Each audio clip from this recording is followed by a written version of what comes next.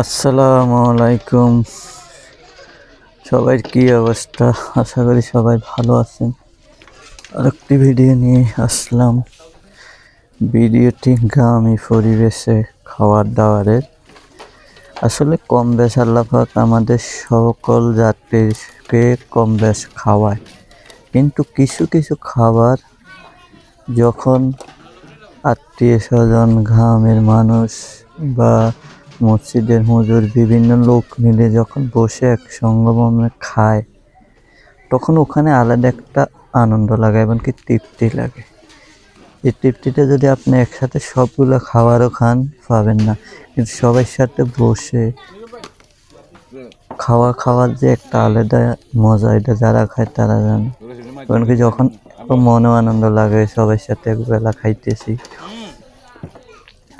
কেননা সেখানে থাকে অনেক গণ্যমান্য ব্যক্তি, নিজের ভাই বলেন, ভাই এলাকা বলেন, প্রতিবেশী বলেন, সবাই মিলে এসব ছোট ছোট আয়োজনগুলো এবং এসব মুহূর্তগুলা স্মৃতি হয়ে যায়। এবং কি এগুলোর মাঝে একজনের প্রতি একজনের ভালোবাসাও দেওয়া, আন্তরিকতা পায়। আর এটা বেশিরভাগ আমাদের বাংলাদেশে দেখা যায়। আসলে এগুলো অন্যরকম ভালোই লাগে। যে কোনো অনুষ্ঠানে যখন সবাই একসাথে হয়ে খাওয়া খাই, এগুলা আল্লাহ শুকরিয়া আদায় করার মতো না, অসংখ্য শুকরিয়া। এবং এই মুহূর্তগুলো এবং কম বেশ সবার বাড়ি এলাকা হয়, কিন্তু আবার এগুলো সবাই দেখতেও ভালো লাগে, তাই মাঝে মধ্যে এগুলো ভিডিও বানিয়ে ফেলি। অনেকে যেমন প্রবাসে যারা চলে যায়, তারা কিন্তু এসব মুহূর্তগুলো বেশি মিস করে। তাহলে তাদের কিছুক্ষণ আনন্দ দেওয়া, তাদের দেখে একটু তৃপ্তি নেওয়া, এই কারণে আসলে ভিডিওগুলো বানানো হয়। সব ভিডিওতে উঠে আসে একজন মানুষের সাথে মিশে বসে খাওয়া দাওয়া, হিংসা বিদ্যা ভুলে সবাই এক প্লেটে একই টেবিলে বসে, এক প্লেট না একই টেবিলে বসে একসাথে খাওয়া। এগুলা আমার থেকে অনেক ভালো লাগে। আপনাদের কার থেকে কেমন লাগে অবশ্যই কমেন্টে জানাবেন। জানি হয়তো ভিডিওটা পুরো কেউ দেখেন না, কারণ আপনাদের কাছে অত সময় নেই।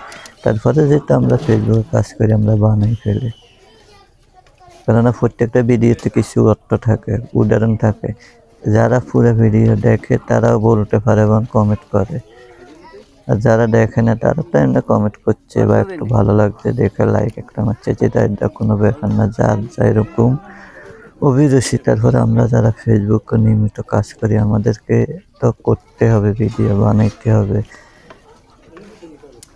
হয়তো কোনো একটা ভিডিও ভালো অবস্থায় গেলে আমরা দেশের পিছা পাবো, এরকম আশা রেখে কন্টিনিউ কাজ করি। নসিবেরও ব্যাপার স্যাপার আছে, যদি নসিবেও থাকলে হয়তো ভালো কিছু হবে, আর না থাকলে কিছু করার নেই।